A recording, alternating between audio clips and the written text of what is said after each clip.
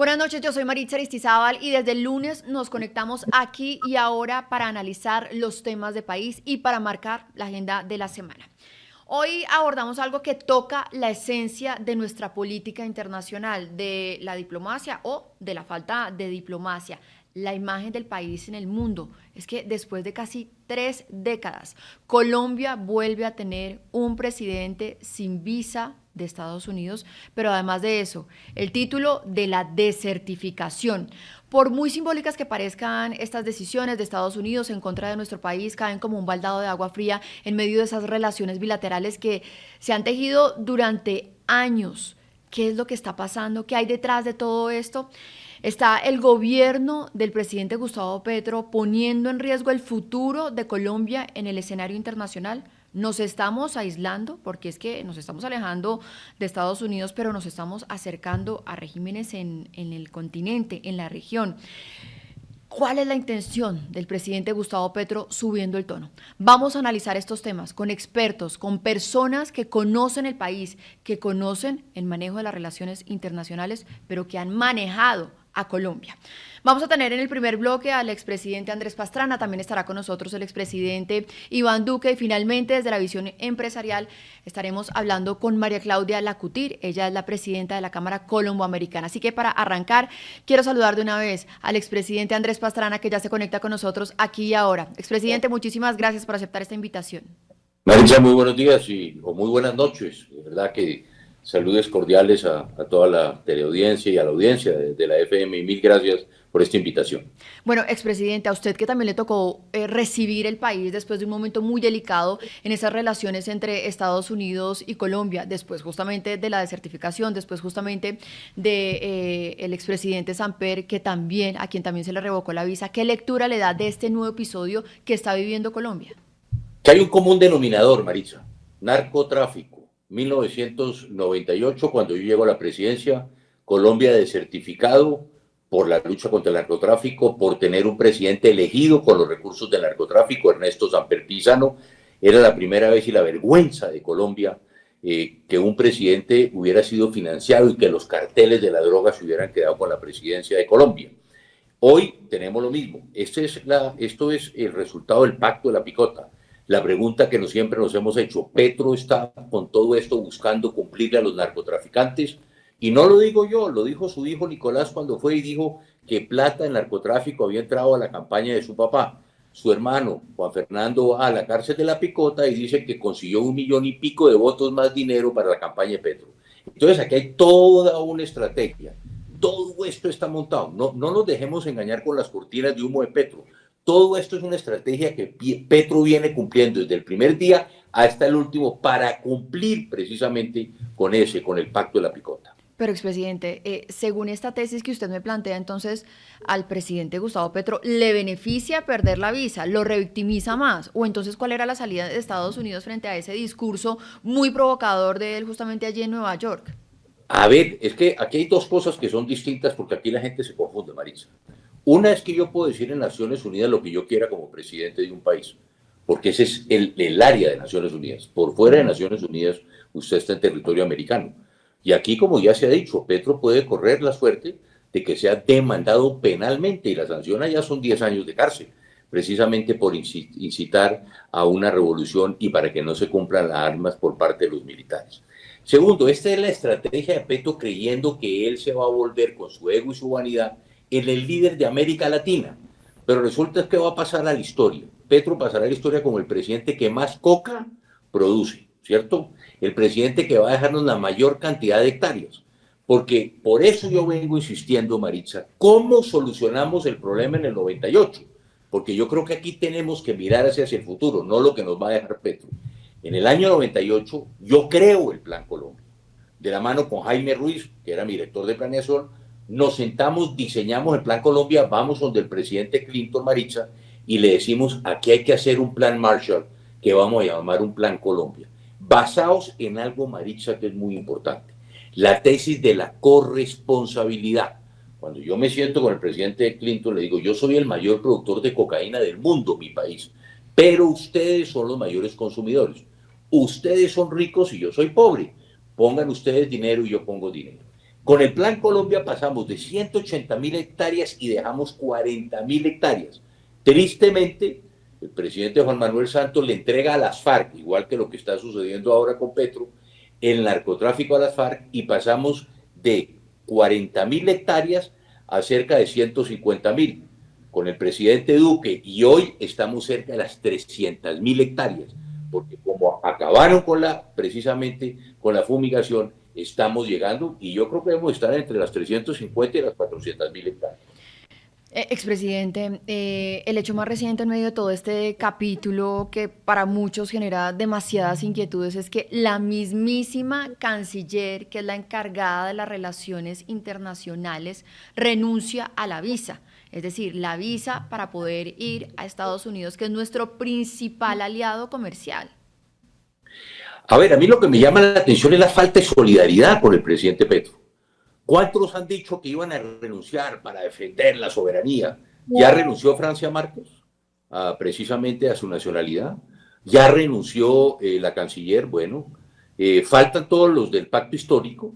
Yo creo que el gabinete del presidente Petro tiene que tener un acto de solidaridad con el presidente y renunciar, ¿cierto? Si verdaderamente eso es lo que cree. Pero fíjese lo curioso, Maritza, que nadie ha visto. La contradicción de Petro, porque Petro lo que nos dice es mentiras, él trata de tender cortinas de humo.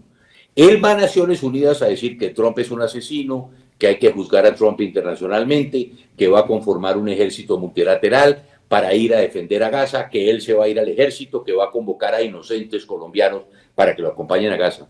Y resulta, Maritza, que el discurso de Trump es totalmente la antítesis de lo que está planteando Petro. El discurso de Trump en Naciones Unidas, ¿cuál fue? Voy a sentarme con los países árabes, se sentó con los países árabes. Hoy está Netanyahu en Washington para hacer un plan, no de guerra, un plan de paz. Exactamente lo contrario que está proponiendo Petro. Mientras que Petro viene a Colombia a hablarnos de paz, ante el mundo habla de guerra. Y mientras que ante el mundo Trump lo están catalogando como el guerrero, resulta que es el que está haciendo la paz. Lo dijo Naciones Unidas. Sí. Ha resuelto 7 conflictos. Espero que resuelva precisamente el de Gaza e Israel, que no lo hizo Naciones Unidas. Entonces, el hombre que está pasando hoy por ser un hombre de paz es Trump, y el que está pasando ante la comunidad colombiana y latinoamericana como un hombre de guerra es Gustavo Petro. Presidente, usted que también es muy conocedor de todo el tema con Venezuela, yo como periodista veo algo que me genera también muchísimas dudas, y es ese inminente alejamiento de Colombia de Estados Unidos, que lo demuestra justamente estos discursos del presidente Gustavo Petro, pero además esa cercanía y esos lazos que se están tejiendo con un régimen dictatorial como el de Nicolás Maduro. ¿Todo eso cabe dentro de ese mismo plan que usted está diciendo ahí, que usted está mencionando? Maritza, yo hace 10 años hablé de la narcotiranía en Venezuela. Ahora yo no sé por qué la gente está hablando, es que ahora hay un narcodictador. Hace 10 años, en Ramo Verde, cuando fui a visitar a Leopoldo López, dije en la cárcel que había un narcoterrorista y me declararon persona no grata en Venezuela. ¿Hace cuánto vengo yo hablando del Tren de Aragua? ¿Hace cuánto venimos hablando del Tren de Aragua? Y ahora resulta que dicen que el Tren de Aragua no existe. Si usted va y habla con líderes venezolanos, dicen que el Tren de Aragua, no, que eso es nuevo. Y resulta que tenemos el Tren de Aragua en Colombia, lo tenemos en América Latina, y esta no es una cosa nueva. ¿Cuántas veces, Maritza, usted me ha oído decir a mí, Petro es el canciller de Maduro? Petro, ¿cuántas veces ha ido a Venezuela y no nos ha dicho qué es lo que ha hablado con el narcodictador y con el Chapo Cabello? Lo que está en la zona binacional que está entregando la soberanía de Colombia. Ahora algo, Maritza, le voy a dejar un temita para que por favor también lo investigue. ¿Cómo entiende usted que los gobernadores del Amazonas y de la otra región de Colombia firmaron un acuerdo bilateral con Venezuela, avalado por el embajador de Colombia? ¿Desde cuándo las relaciones internacionales las están manejando los gobernadores y no las está manejando el presidente? ¿Esto tiene el aval de Petro? Claro que sí, porque el embajador de Colombia en Venezuela estuvo allá. Entonces ya no ¿Y qué solamente contempla ese acuerdo bilateral? Exactamente lo mismo que el acuerdo que se firmó en primera instancia y que ya la Corte Constitucional lo está investigando. Entonces, ojo, porque aquí hay que demandar precisamente este acto, porque las relaciones internacionales las maneja el presidente de Colombia. Y segundo, sí, otra cosa bien, porque Petro, a mí lo que me llama la atención, y a mí siempre, como colombiano, y lo hice en mi campaña, es que los colombianos tenemos palabra, Maritza. El campesino tiene palabra. Como decía yo en mi campaña, palabra de gallero. Cuando usted apuesta por el gallo rojo o el blanco, el que gane, no hay un documento firmado y el campesino vende la vaca, le compra la vaca y no hay ningún documento. El presidente Petro, creo que hace como 15 o 20 días, dijo que iba a renunciar a la nacionalidad italiana. Yo desde aquí le digo, presidente Petro, ¿cuándo va a cumplir su palabra de renunciar a la nacionalidad italiana? Él y su familia, porque aquí, ¿qué pasa? Yo creo que mucha gente, Maritza, que está renunciando hoy a la nacionalidad es porque saben que ya la va a perder. Yo creo que aquí vienen, lógicamente, por la familia, van a venir por el gabinete, van a venir por buena parte del pacto histórico que se ha opuesto a ellos. Entonces ellos están tratando de adelantar para decir, es que yo defiendo la soberanía y la independencia, pero el problema es que ya saben lo que les viene pierna arriba. Expresidente, ¿cómo funciona eso? ¿Cómo funciona la notificación de que a una persona le revocan la visa? Porque puede Pues, ser que esté pasando primero eso que usted acaba de decir, que a muchos ya le hayan quitado la visa, pero que no fue público en un trino por el Departamento de Estado, como en el caso del presidente Gustavo Petro. Mira, esto es muy, a ver, complicado en qué sentido, que mañana puede llegar la ministra o el ministro X de Petro a Estados Unidos y le digan, usted no tiene visa, tiene que volverse. Eso puede suceder. Pero en segunda instancia, mire, el problema aquí es que quienes tienen la autoridad del control, si usted no tiene visa y aún teniendo visa, es migración de los Estados Unidos. Del oficial que está en ese momento recibiéndolo a usted en la caseta de migración, él puede definir si usted entra o si usted sale. Y segundo, así tenga usted visa, si vuelve a entrar, con lo que es las políticas de migración de Trump, hoy puede haber el problema de que no te dejen volver a los Estados Unidos aún así tenga visa. Esto lo hace lógicamente el Departamento de Estado y yo creo que en altos funcionarios lo va a hacer el Departamento de Estado, porque así como lo hizo Petro públicamente y así como lo ha hecho la canciller públicamente y Daniel Quintero públicamente, yo no sé si Bolívar lo va a hacer también públicamente y todos los del pacto, Cepeda y ellos, que no podrán seguir yendo a las cárceles en los Estados Unidos, entonces eso será una decisión. Ya vimos al subsecretario de Estado Landau diciendo, doctor Quintero, aquí a la orden, ¿cierto?, de quitarle su visa. Entonces eso viene más allá, pero eso no es el problema de Colombia. El problema de Colombia, no nos concentremos en las visas. El problema es lo que puede venir desde el punto de vista económico y de sanciones.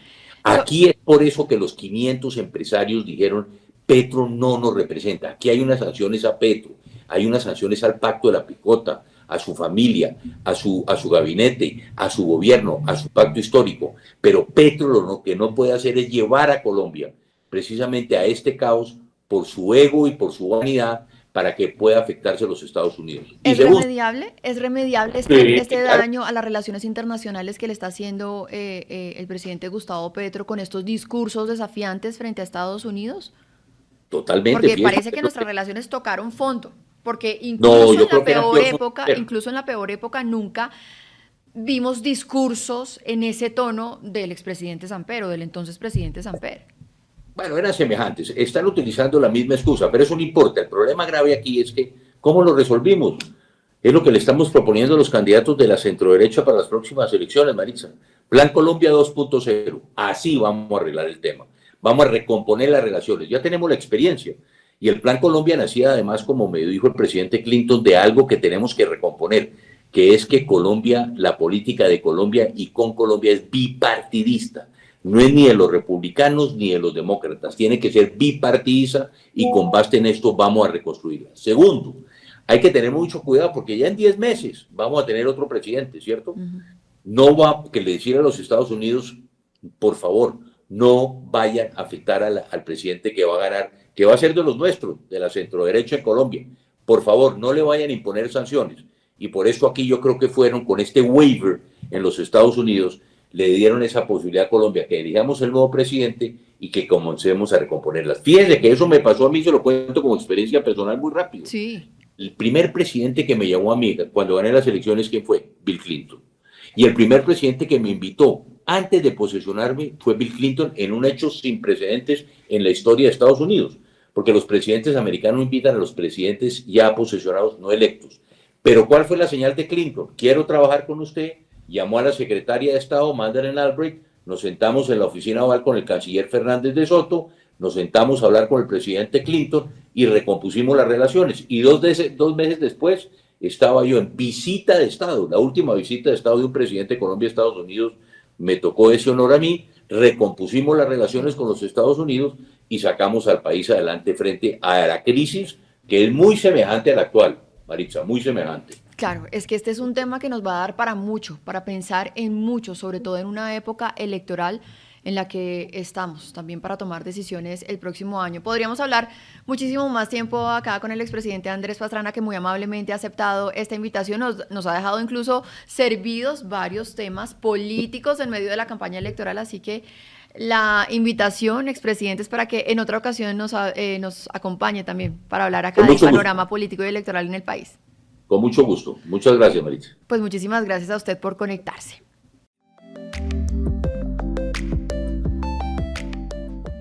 Gracias a todos nuestros oyentes y a todos los que nos están siguiendo también a través de nuestro canal de YouTube. Seguimos aquí ahora analizando la compleja relación con Estados Unidos que tiene en este momento Colombia y que se ve marcada por dos hechos recientes. Hace apenas una semana estábamos hablando de la desertificación y hoy estamos hablando de la revocatoria de la visa al presidente Gustavo Petro. Esto después de un discurso muy duro que no le gustó para nada a Estados Unidos en las calles de Nueva York. Tenemos a esta hora como invitado al expresidente Iván Duque. Expresidente, muchísimas gracias por conectarse con nosotros. Maritza, un saludo muy especial para ti y un saludo también a toda la audiencia. Bueno, expresidente, ¿qué tan simbólicas son realmente estas medidas? Porque muchos dicen, mire, esto le pega solamente a Gustavo Petro, esto no significa nada para nuestro país, pero en todo caso también hay un daño reputacional para Colombia, para la confianza inversionista, para esas personas que están afuera y ven ya con desconfianza a nuestro país, ¿o no? A ver, yo creo que hay que mirar esto en un panorama mucho más amplio y entender que la simbología, pero también lo que ha sucedido es de suma gravedad. Esta es la primera vez que se va a ir prácticamente un cuatrienio en gobierno en Colombia sin que Estados Unidos tenga un embajador en propiedad. Ese es un primer punto y es la falta de confianza que ha generado este gobierno desde el primer día.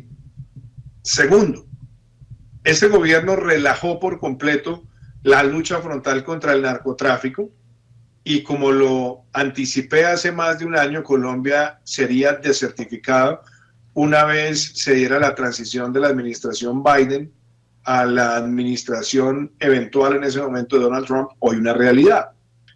Y fuera de eso, los constantes ataques que van desde todo tipo de epítetos y de críticas desproporcionadas, como lo hemos visto en los últimos 6 meses, llevó a que la semana pasada viéramos algo absolutamente vergonzoso. Y es un presidente que va a un parque, megáfono en mano, no solamente a arengar en una protesta en otro país, sino a pedirle a los militares de los Estados Unidos que desobedezcan al presidente de los Estados Unidos. Un acto no solamente de suma gravedad, sino que muestra total irracionalidad y prácticamente poner en riesgo ya no solamente las relaciones internacionales, sino exponer a nuestro país a una sanción drástica, inclusive desde el punto de vista comercial. Afortunadamente, Estados Unidos ha logrado diferenciar entre el pueblo colombiano, el empresariado colombiano, los ciudadanos de nuestro país y la conducta irresponsable y patética que ha tenido Gustavo Petro. Y hoy estamos en la situación quizás más deplorable en el estado de las relaciones bilaterales, pero esperamos que esta horrible noche termine el año entrante con las elecciones presidenciales del 2026. Expresidente, para tantos colombianos y ciudadanos que en este momento nos están escuchando y que lo que han oído hasta el momento es, digamos, la declaración del presidente Gustavo Petro minimizando el hecho de tener o no una visa, ¿para qué le sirve una visa a un presidente o incluso a un canciller? Porque es que en solidaridad la canciller acaba de renunciar también a su visa. A ver, es que como todo, ellos siempre minimizan todos los errores garrafales que cometen. Ellos han minimizado no tener embajador durante 3 años y medio. Ellos han minimizado la desertificación y ahora quieren minimizar el hecho de no tener visado. Que a alguien se le cancele la visa, lo que le están diciendo es que no es bienvenido en otro estado. y resulta que no es bienvenido en los Estados Unidos, que es el principal socio comercial de Colombia, el principal proveedor de asistencia bilateral, el principal proveedor de asistencia en materia de seguridad y el principal promotor de Colombia en la agenda multilateral. Porque no se nos puede olvidar que Estados Unidos fue quien abogó y acompañó la solicitud de Colombia para ser miembro de la OCDE. No hay que olvidar que fue Estados Unidos el que históricamente respaldó también con otros países, pero su respaldo fue trascendental cuando Colombia en 2 ocasiones tuvo la Secretaría General de la Organización de Estados Americanos o la presidencia del Banco Interamericano de Desarrollo. Y además de eso, ha sido Estados Unidos el principal proveedor de apoyo y cooperación para nuestra justicia. Entonces, que esto se rompa y que hoy no tenga avisado al presidente de Colombia, no solamente nos pone en una situación de escarnio, una situación donde somos el hazmerreír del mundo, porque un gobierno puede tener posiciones afines o discrepantes frente a lo que pueda hacer Estados Unidos, pero se deben manejar a través de los canales diplomáticos, y claramente lo que se vio fue una conducta sediciosa al hacer un llamado en plaza pública con parlante en mano, invitando a los soldados, es decir, a funcionarios de los Estados Unidos para que desobedezcan a su comandante en jefe. Sí, es decir, un verdadero desastre. Sin embargo, muchos lo que dicen es que esto era lo que estaba buscando realmente el presidente Gustavo Petro, porque le funciona para revictimizarse y además posicionar esa teoría del enemigo externo. ¿Podría ser así también? Yo creo que esto tiene una explicación menos alambicada, y es: Petro tiene un delirio narcisista. Entonces, cuando alguien tiene un delirio narcisista, quiere ser el centro de todas las miradas, de todas las atenciones, y él siempre, en ese narcisismo y en esa megalomanía, él siempre cree que sus discursos y sus pronunciamientos son escuchados por el universo entero, ni siquiera solamente en la Tierra, porque él por eso tiene instintos galácticos en todos sus discursos. Y realmente lo que está haciendo es el ridículo que además nos ha llevado a una situación donde un propio ex canciller de Colombia lo ha denunciado ante la justicia de los Estados Unidos, y que fue ex canciller suyo, de tratar de inventarse una conspiración, una victimización frente a un potencial golpe de Estado. Pero adicionalmente, un ex canciller que ha puesto al descubierto una serie de conductas personales que son lejanas al cuidado honorable que se debe tener de la responsabilidad de ser el primer magistrado de la nación. Entonces, cuando uno ve todo esto, uno se da cuenta que, dada la intrascendencia del discurso de Petro en Naciones Unidas, lo único que le quedaba era tratar de salir a generar alboroto donde pudiera. Y lo hizo provocando. Y los Estados Unidos es un país que ha tenido una respuesta institucional. Y hasta ahora es el comienzo de una serie de respuestas que potencialmente pueden suceder en las próximas semanas, de nuevo poniendo en riesgo las relaciones de Colombia con los Estados Unidos. Entonces, un delirio narcisista, irracionalidad y algo de estupidez. Expresidente, entre tantas contradicciones o tantas cosas muy confusas que dijo el presidente Gustavo Petro en ese discurso, él decía que, por ejemplo, le decía a los soldados estadounidenses que no dispararan o que desobedecieran a Donald Trump en Gaza, pero cuando allá no hay, digamos, unidades militares o ejército de Estados Unidos en Gaza. Decía también que a él no le importaba la visa norteamericana porque él era ciudadano italiano, sin embargo, pues olvida que la primera ministra italiana es una ultraconservadora también. Pero decía algo, y esto es lo que le quiero preguntar a usted, además, que las Naciones Unidas no deberían estar ubicadas en Nueva York, sino en Doha, en donde ni siquiera hay una democracia como tal. Eso una vez más muestra lo que decía algún célebre escritor, que decía que la ignorancia es atrevida. Es que las Naciones Unidas ha existido producto en una muy buena parte también del liderazgo de los Estados Unidos. Es que aquí no se puede olvidar o desechar que Estados Unidos no solamente fue promotor en su momento de muchos avances que se tuvo en la Liga de las Naciones, y después, cuando fue la transición hacia la Organización de Naciones Unidas, Estados Unidos ha jugado un papel fundamental. Inclusive cuando usted mira la estructura presupuestal de la organización, Estados Unidos juega un papel preponderante. Entonces, si hay algún país democrático que haya hecho un esfuerzo para defender el multilateralismo, para darle recursos al multilateralismo, para dotarlo de escenarios protagónicos para incidir en la paz mundial, ha sido propiamente los Estados Unidos. Usted lo ve desde los tiempos del secretario general Hartmann Kohl, o inclusive también desde los tiempos del secretario general U Thant, pasando por muchos otros, entre ellos Kofi Annan, Ban Ki-moon, el propio Antonio Guterres. Estados Unidos ha sido un país que ha respaldado esa institucionalidad. Y algo que también es interesante, hay muchas personas que cuando van al escenario de Naciones Unidas, que si bien no tienen visa a los Estados Unidos, se les conceden visas transitorias durante los días específicos en los cuales van a hacer presencia en esos escenarios multilaterales. Entonces, yo creo que esto realmente lo que hemos visto es una vergüenza, y me parece que tratar también de escudar una tragedia como la que ha venido sucediendo en el Medio Oriente, particularmente en este conflicto entre Israel y Hamas, detonado por esa invasión de Hamas en octubre 7 del 2023, y las respuestas que han estado siempre enmarcadas en elementos de falta de proporcionalidad y que siempre llevan también a situaciones humanitarias que son muy delicadas. Utilizar esto para justificar un llamado sedicioso a los soldados de los Estados Unidos no es nada menos que oportunismo.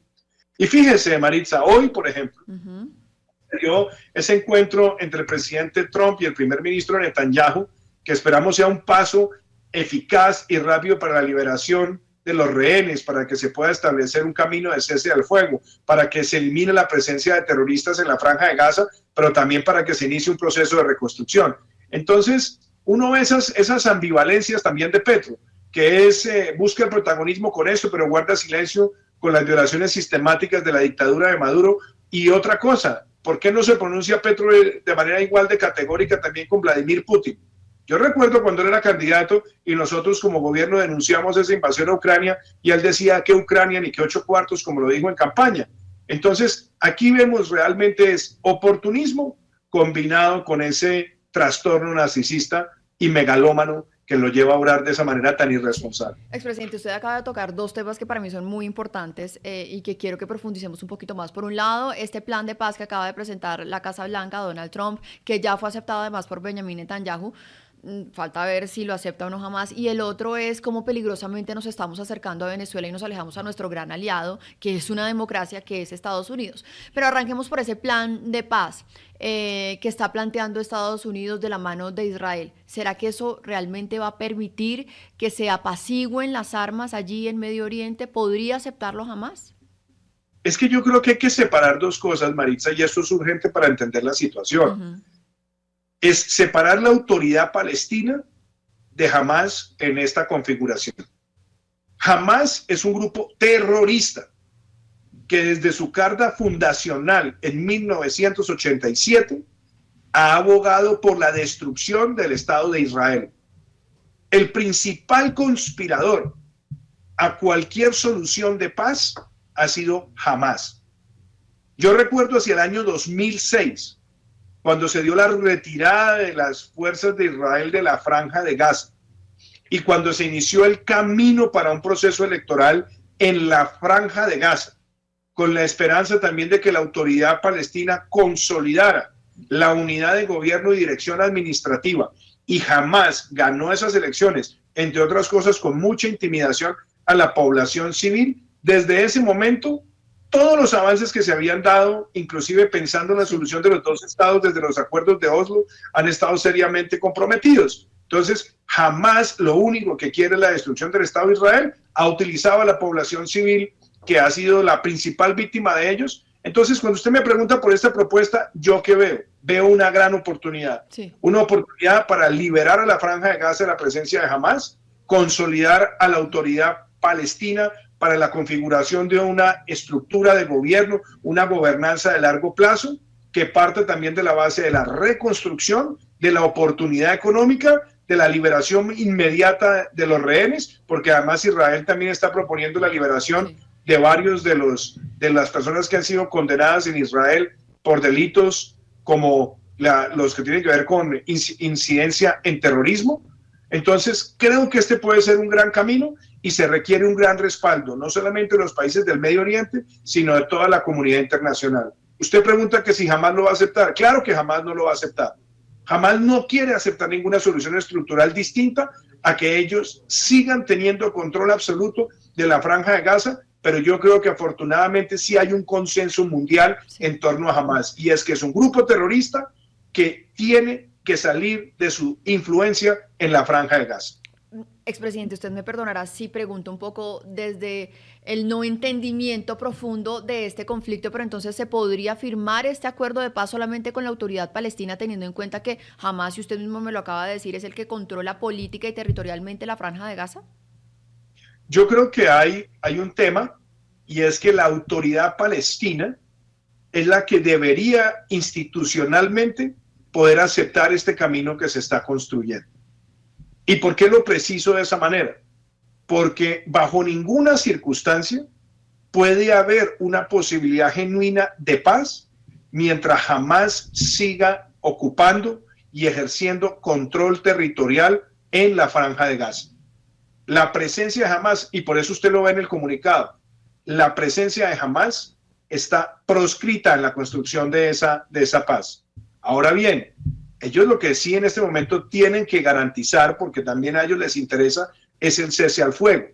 Entonces vamos a separar dos cosas: el cese al fuego, la liberación de los rehenes, y ya la construcción de una gobernanza en la Franja de Gaza va a pasar por un proceso mucho más complejo, un proceso que también va a requerir una gran ayuda multilateral, que va a requerir la participación de personas que conozcan esta situación y que permita hacer un plan creíble donde la estabilidad institucional, la independencia institucional, la reconstrucción económica y social sean bastiones fundamentales. Yo creo que eso es lo que vamos a ver también en las próximas semanas. Y déjeme decirle una cosa, Maritza, yo tuve la oportunidad de trabajar muy de cerca en el año 2010 en lo que fue la Comisión Palmer-Uribe, donde se manejó uno de los conflictos más delicados entre Israel y Turquía, y donde estaba también involucrada la situación que se presentaba en la Franja de Gaza.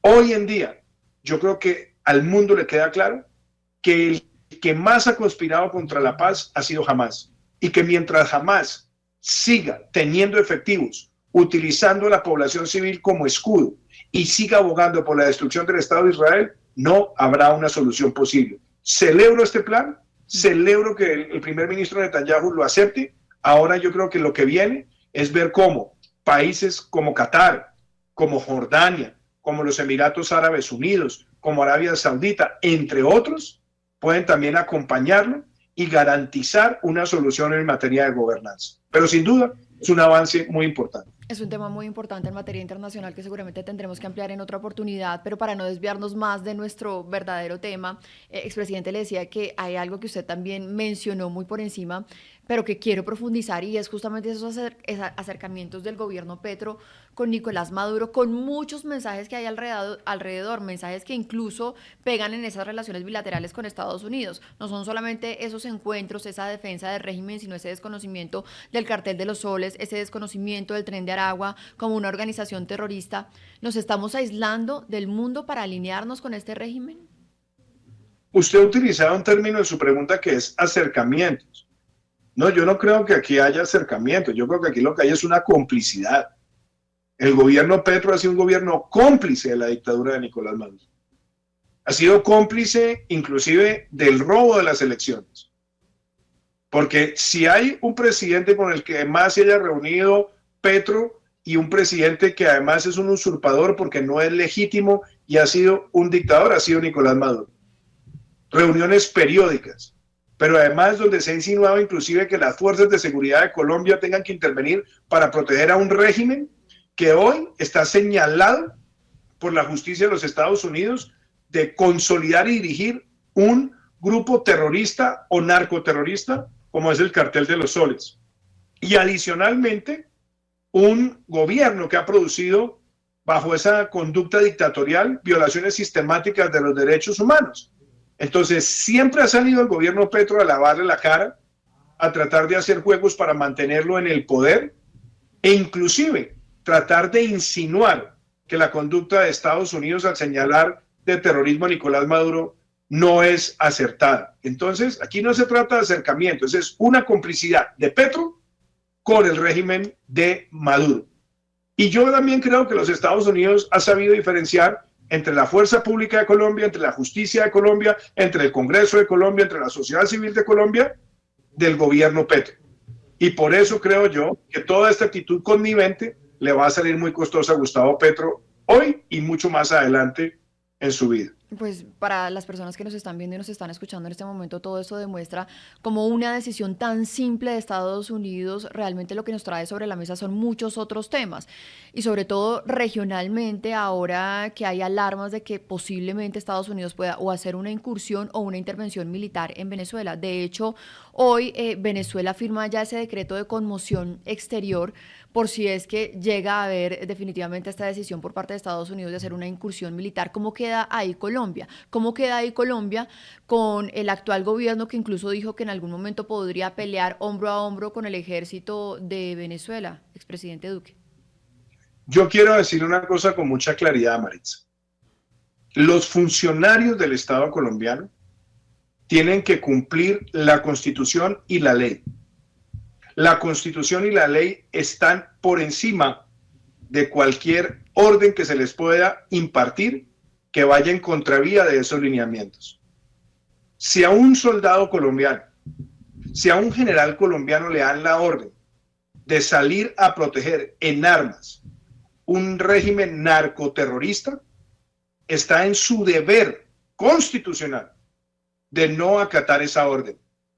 Porque el presidente de Colombia no es un reyesuelo ni un emperador que está por encima de las guías de conducta y comportamiento establecidas en la Constitución y la ley.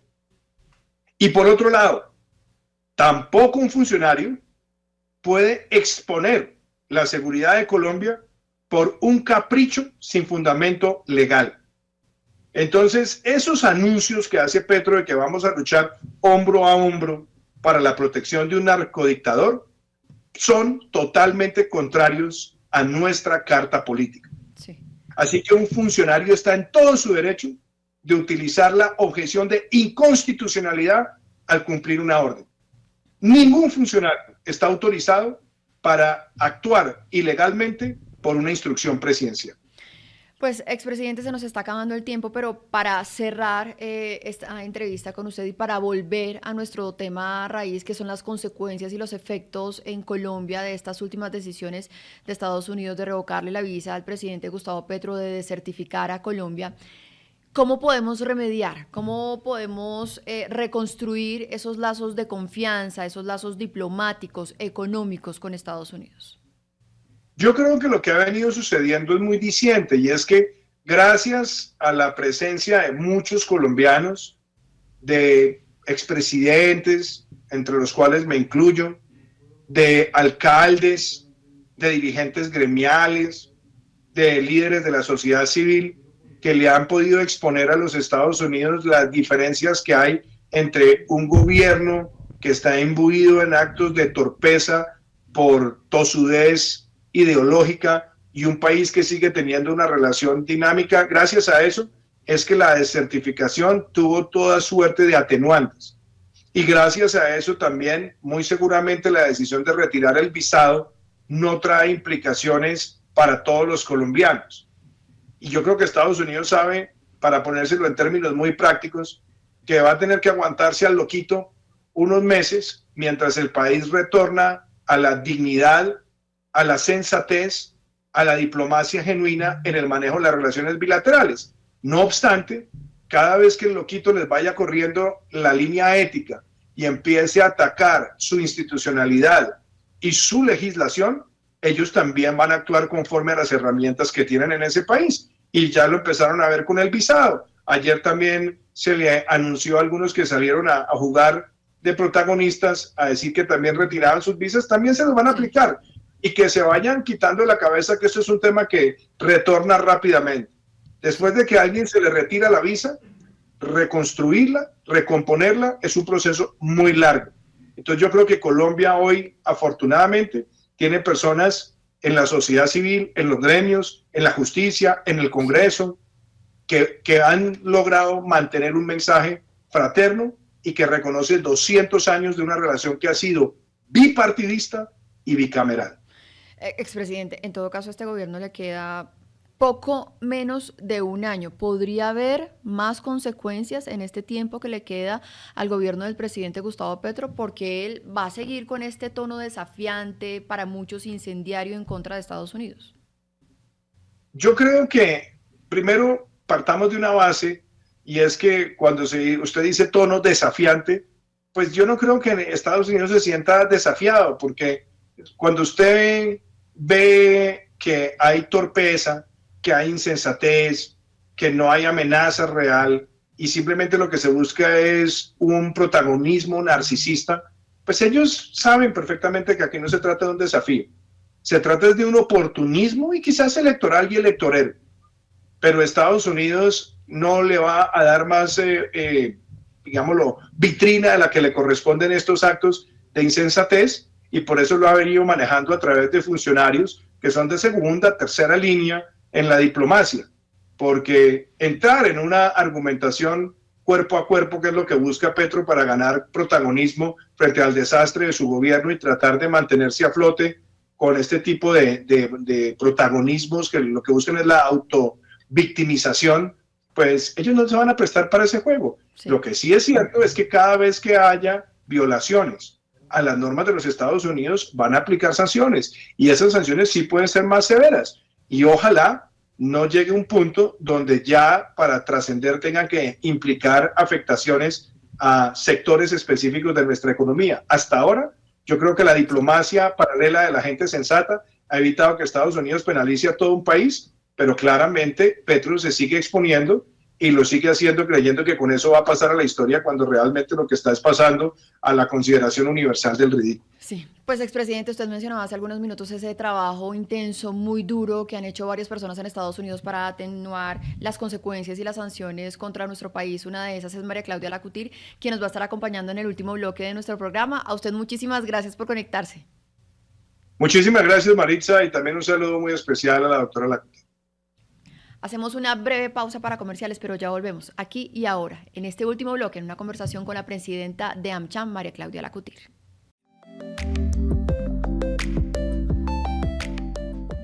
Seguimos aquí y ahora.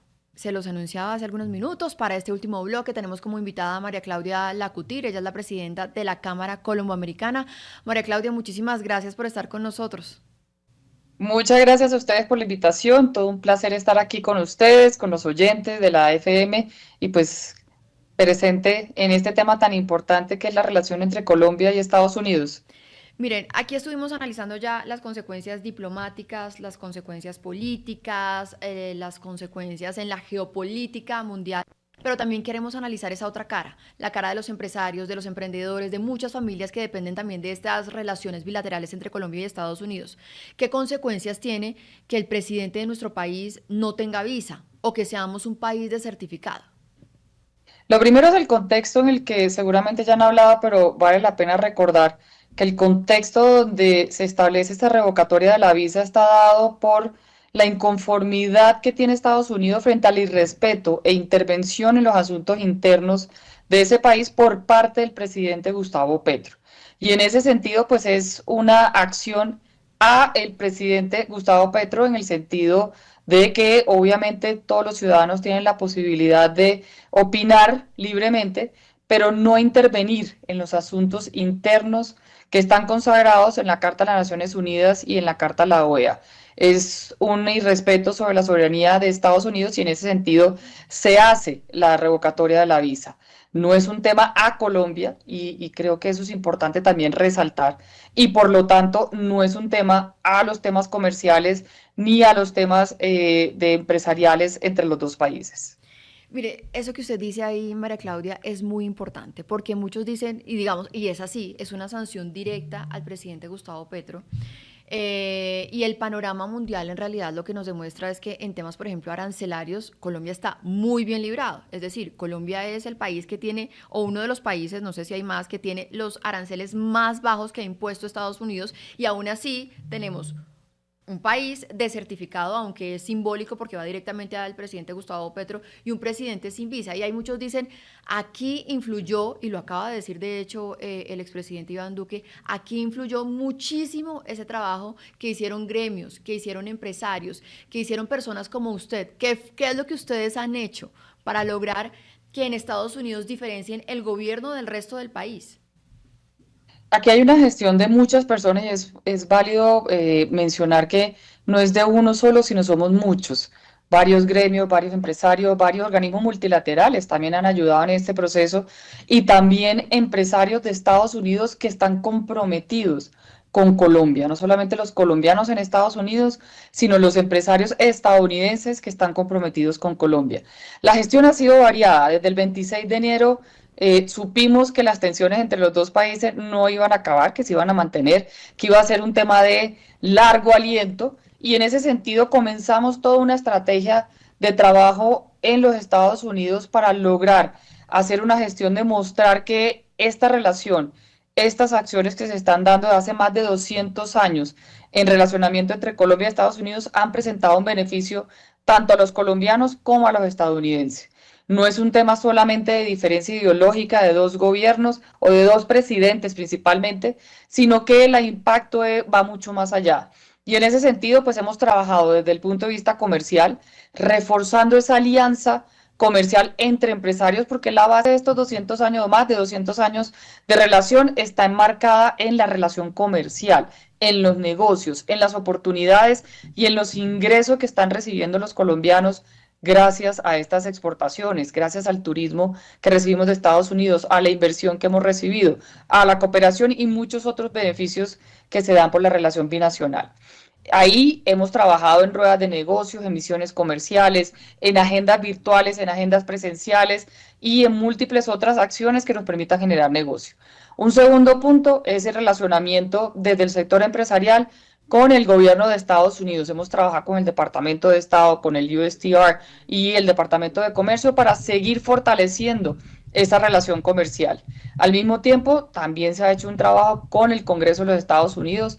El trabajo bipartidista que siempre se ha tenido, se ha estimulado y se ha buscado hacer gestión dentro de ese bipartidismo para que se tenga y se mantenga la defensa de Colombia frente a las necesidades que toma decisiones el Congreso en Estados Unidos.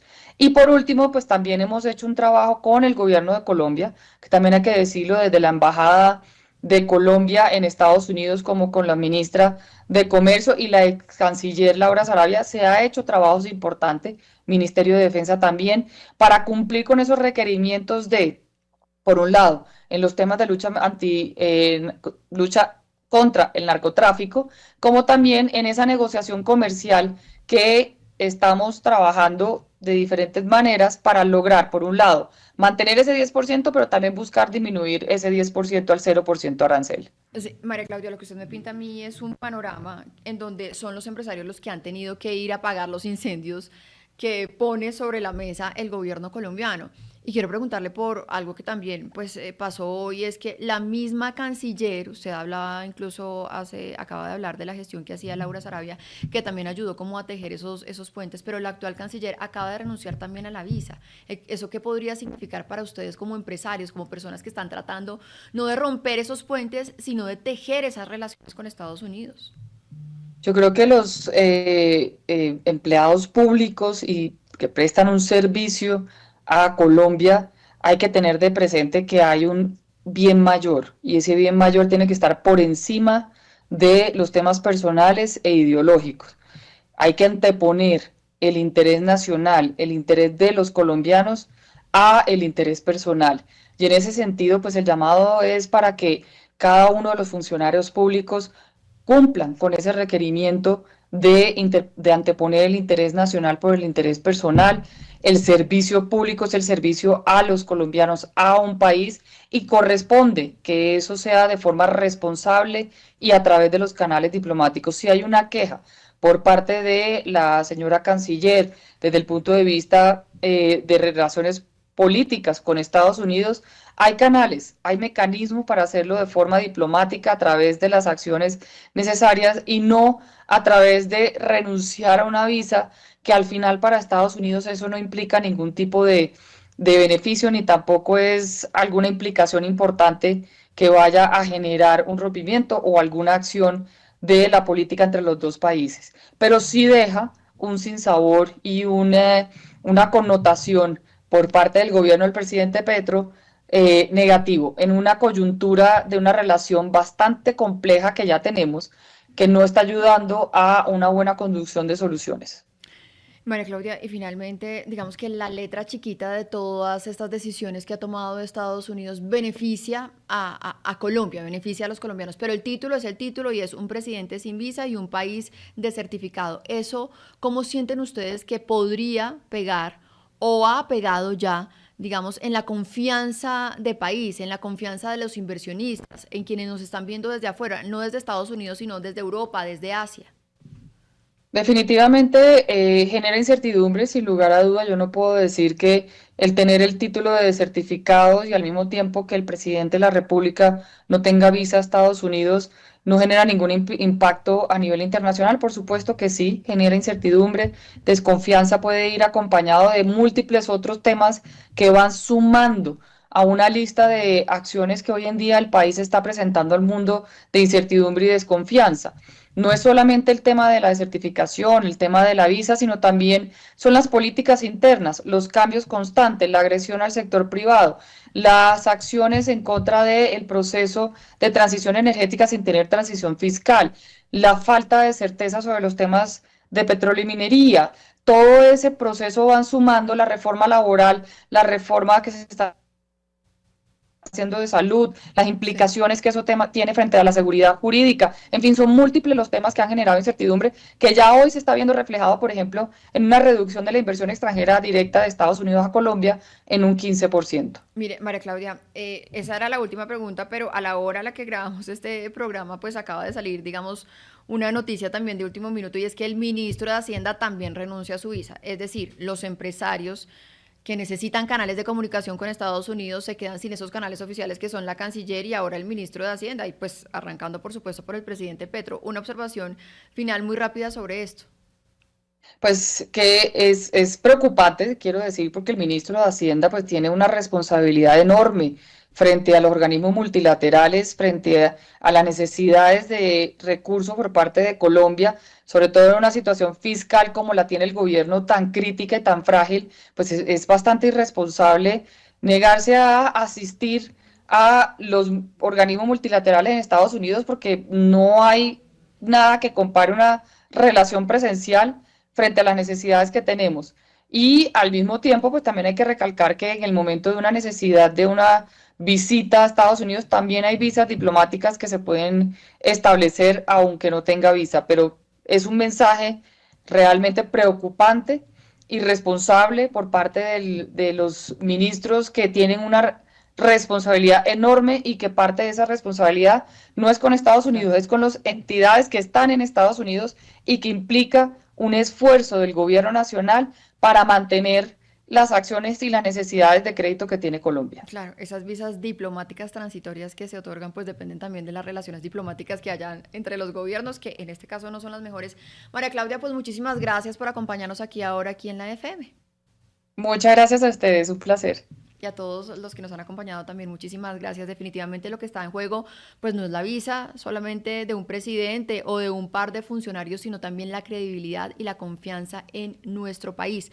Por eso es necesario ponerlo sobre la mesa, analizarlo, debatirlo, entender lo que está pasando en Colombia y en estas relaciones bilaterales con nuestro principal aliado comercial.